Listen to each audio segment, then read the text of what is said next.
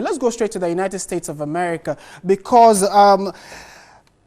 Ophelia Ajay-Ewua is a Ghanaian journalist with the Voice of America there living in the United States, and we just want to speak with her to find out what's happening right now as we speak in the United States of America. Ophelia, well, it is morning in the U.S., it's afternoon here in Ghana, so good morning to you. How are you doing? I'm good, Martin. How are you doing too? I'm very well, thank you for joining us.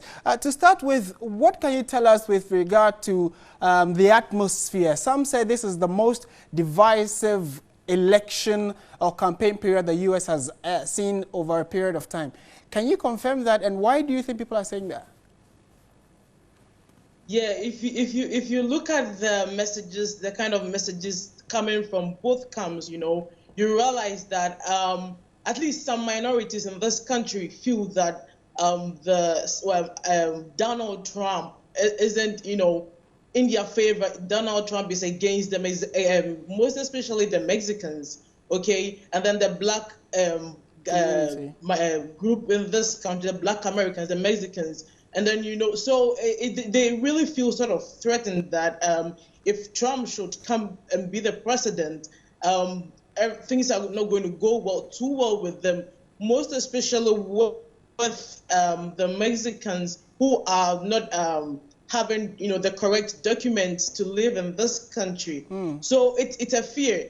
So right. That's why they feel it is divisive, because America prides itself as being the country of immigrants. So if you are going against immigrants in the country, then they see you as a divisive person. That's why Donald Trump, for instance, has been seen as such, and right. Then they feel the country is apart. And from the early information you have gathered and on international media, we seem to be hearing that the polls seem to be leaning slightly towards Hillary Clinton. They say she is in a lead with a margin of between 4 and 5%.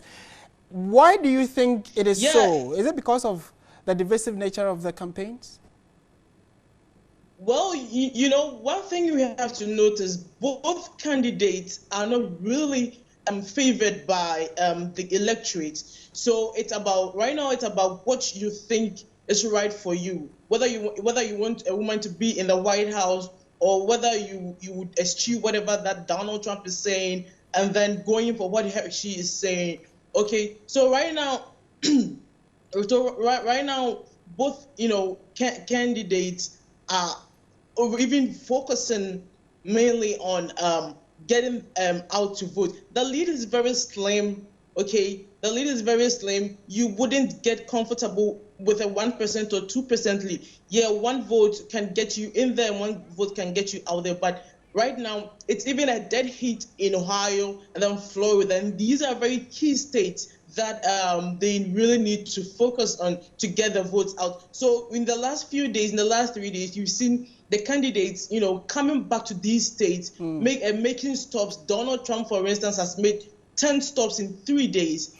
Last night, the Obamas, President Obama, Michelle Obama, and with Hillary, and even her daughter, all made stops around the country, mostly in the East Coast, New Hampshire, Michigan, Florida, Ohio, to get the votes out. Okay. If you are leading by 3% or 4%, it is never a comfortable lead. There are toss-up states. If these states toss up for one candidate, they take the win. Take the win. It's never a comfortable lead. Okay. Are you voting?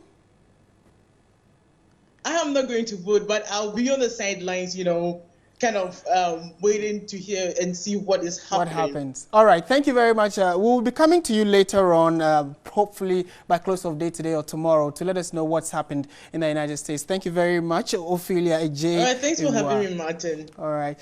She is a Ghanaian living in the United States and works for the Voice of America.